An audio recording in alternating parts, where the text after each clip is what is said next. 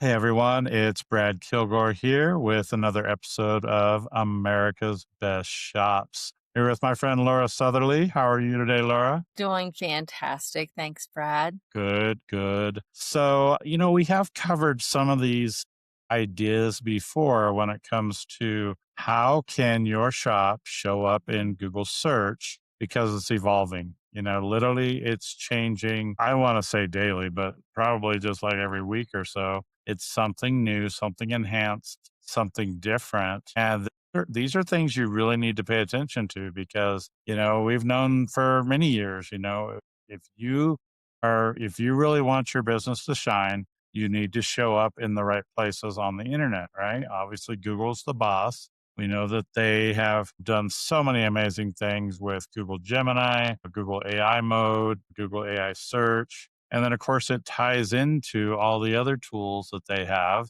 whether that's Gmail, Google Sheets, Google Drive, Google Docs, Google Slides. I mean, that's just scratching the surface because they have so many different tools that are very powerful. So, we're going to take a deep dive into some of these things because we want to provide pure value for you so that you know what to do or to direct the people that are doing your marketing for you so that you show up in the right places. Would you agree, Laura?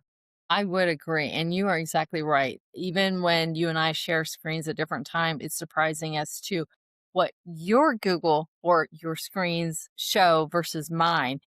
Not only is it changing, it's changing. They roll things out in different flows. And so even any of your viewers, as they are looking at this video today, may or may not have some of the elements just yet, but they're will be appearing fast. That's right. And I think a good way to explain that is some people do not have a paid Google account, such as a workspace account where they have their business email and everything in there.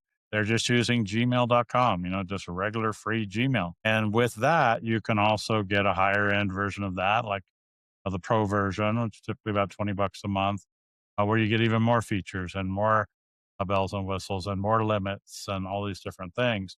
So, irregardless, if you're using Google, free Gmail, paid Gmail, workspace, there's different levels of pricing when it comes to the workspace accounts. You more than likely will see most all of this, or if you don't, like Laura said, it's coming quick because they're rolling it out sometimes and coming in different versions or different variables for different people, but it's coming if you don't already see it. So I'm going to share some information on my screen because I think it's important that for a lot of people, they want to see it visually. I can talk all day, believe me, I can talk, but I want to show you a little show and tell of what we're talking about because I think a lot of people learn better that way. So, Laura, I'm going to have you tell me here in a second if I am sharing the right area because I have a lot going on this computer screen. We all tend to have many tabs open. Yes, it looks great. Okay, good.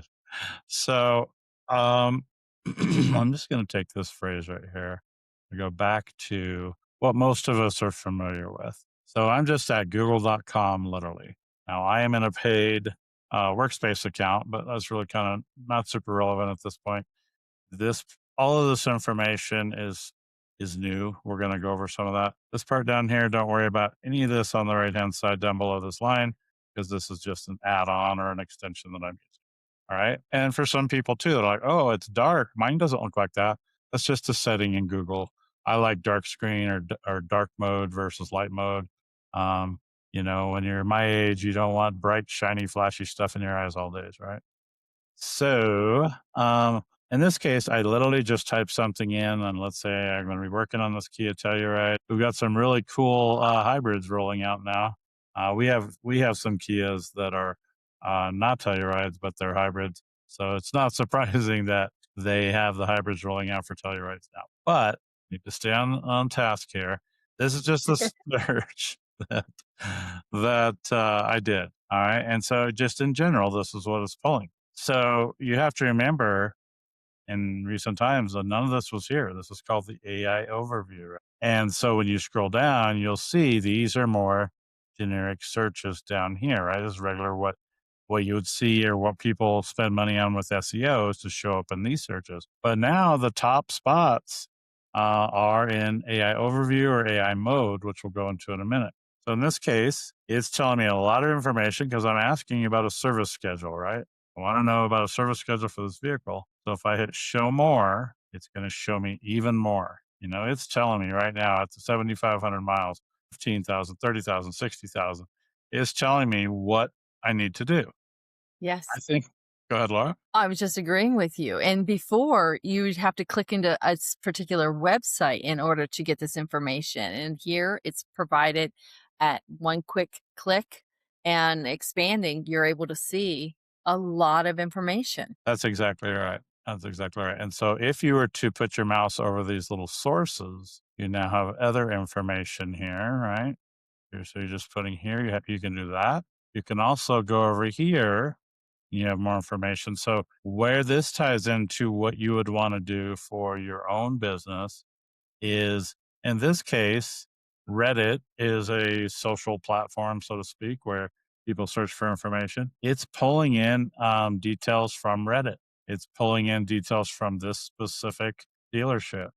Um, and so this is where, if we hit show all, it's going to show us even more, um, and a lot of different dealerships. And recently we were seeing things where it's pulling things in from YouTube, from Facebook, like I say, Reddit. So there's a lot of information now that's coming here. So on your website, if you have different things like frequently asked questions, details about specific vehicles or specific model makes and models of cars or motorcycles, then this is where you could be showing up as well. Now, this part here I think is really cool too, because you can now talk to it, right? You're literally having a conversation with Google about this information. So I would say, or this, I'm just going to copy that for fun and say, oops, this is where talking is better than typing for Brad. That always happens when somebody's watching. I know. So if I were to just put that information in there again, I could have talked it, but I'm saying, tell me more about this. It knows already that I'm talking about this particular vehicle, right? So it's now thinking. I'm having the conversation. So it's telling me now even more details specifically about that. It's showing me the sources of where it's getting this information from, and um, I've seen some recently where I say something like, "Can you?" Because I've seen some where it just automatically says, "Would you like us to add this to a sheet?" Right? Because sheet is Google spreadsheets, right? So it's telling me here, it's putting it more in a format across, right? Um, and so I can say, create a sheet. See, again, can't type. And it doesn't care if you make typos or if you accidentally um, do it in caps or whatever. But literally, I put It's all the very information. forgiving, isn't it? Yeah, I was very forgiving. So, have you had some experience with some of this lately, Laura? I have, and I know what you're asking, and on my version, it actually there's a button to the bottom as you scroll down, it actually says, "Would you like it?" It actually says Google Sheets, so it allowed me to transfer it over to Sheets. Um, as you said, different views will show different things and different items. So although you're able to extract that as a sheet, mine right now is providing a link that I can click and create, and it opens up in Google Sheets. So these are just things that there's been other items too that on one day an icon shows up, the next day it's gone, and then it'll be back. So again, to the listeners and the viewers, like you have an export to docs, you can pull it over that way if you need to. Note that this is always changing. They're making adjustments in the background. Different programs do different things at different times. So there's definitely different rollouts and adjustments. Right. Now, when we were talking earlier, weren't you in a pro account? Was that a personal account? I was in a pro account. Yes, I was in, Yeah. yes, a business one. Okay. It was a business one. Okay. So you Mhm. can see, like Laura mentioned, you could export this to docs. But down here where I put all this information, you can share a link, but then also again export to docs. Maybe down here, let's see. I don't know why it's not letting me do the sheet here, but like I say, like we were explaining earlier, it keeps changing, right? So maybe in an hour it'll be different, right? So Yes. what happened was when we were a minute ago, we were in Google search, but now it automatically put us into AI mode, right? There's more information here. So it's almost like they're together, but they're not, Mhm. because originally we were here, right? We were in google.com, where if you look up here at the top at these areas up here, we were in all. But once we started communicating with the AI overview, it kind of bumped us over to the AI mode, which I think Mhm. is quite interesting how it's all baked right in now. I know a lot of the updates lately is when you are using a Google Doc or a Google Sheet, even Google Slides, Google Drive, all those different things, you can now have a conversation with them. So if I were to go over to a doc, for example, and let's just pick a fun one, just because. You'll have some new features where you can talk to it. Now, see, when I'm looking in this one, I don't have the little icon that Laura and I were talking about, where it had it where you could go into AI Studio, and Mhm. you could go into. You could also go into. Um, Uh, you could also go into the one where you're talking to it. So real quick, let me just go over to my pro account here, and let's just go here. So now I'm in my personal pro account, right? So if I go here now, let's just see. See, it switched me back. Hold on. I don't know why it's getting confused. Um, but my point is typically you're going to have some different settings up here, where you could easily do a lot more tasks in it. So we'll click out of this. It's only when we're demonstrating, because yes, when Yeah, we are verifying that we can see things, then, to your point, they seem to disappear, and that I think that is very valuable for our viewers and our listeners to know is if you don't see it, refresh, check again, make sure you are in the proper Google account, or try a different one to see if it does appear. yeah, yeah. I mean, that's exactly what's happening. So I'm just going to see if it'll do it for funsies because I think it's important for people to see. So there are so many cool features that we're seeing now, that is changing constantly. And I guess the biggest point is if you think about what can you do to show up in more of these searches? We talked about adding FAQs on your website about different questions people might ask, having informative videos on YouTube don't have to be super long, right? But having informative videos, um, having social posts, Facebook, Instagram, LinkedIn, all these different things. Those social signals are coming in loud and clear now into the Google AI overview, AI mode, all these different things. I know you're seeing it too, right, Laura? And to the example that you provided, your listeners and viewers might say, wait a minute, everybody's going to have a, schedule very similar to the Kia one that talks about so many miles per car and how they can stand out differently. Cause that's what we consider commodity information, very factual information, very straightforward that dealerships may, have the exact same mileage because that's what manufacturers are recommending. So what your listeners and viewers can do to step above or make themselves unique is think of it as non-commodity.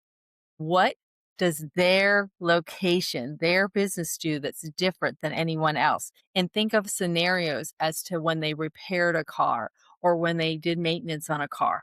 What did they do differently? Like, okay, someone brought in this vehicle that had this sound and, there was a solution. If you move forward with putting information about the problem you solved online, you're going to not only have the commodity information they may be looking for, but the non commodity that's a story that they will listen, learn, and come to you for that same solution because you solved that. Yes, I think that you described it very well. And in closing, I'm just going to show, whoops, not script. I'm going to share real quick what I was talking about. Way too many things going here. I don't want the script on. Turn that off. Okay. So once we go back here and we look at this, um, now you can see this Google Doc, right? Yes. So now, because I'm in a personal pro account, you have this new button where it's saying Ask Gemini. So this is where you can talk to your docs, your drive, your sheets, your slides, all these different things. So you can ask Gemini, and it even tells you here what, gives you some things. Summarize, refine, what can I do? What can Gemini do in Google Docs? So it can just start talking, telling you what it can do. It's explaining what its purpose is.